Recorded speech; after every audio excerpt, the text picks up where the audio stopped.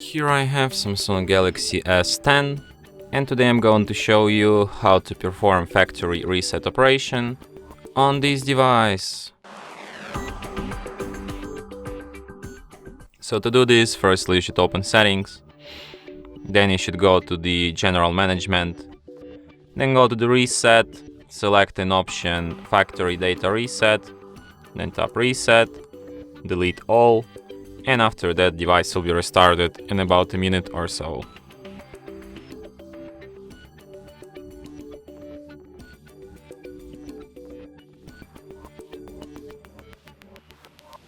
And that's it. Thanks for watching. If you find this tutorial useful, don't forget to hit that like button and subscribe to our channel.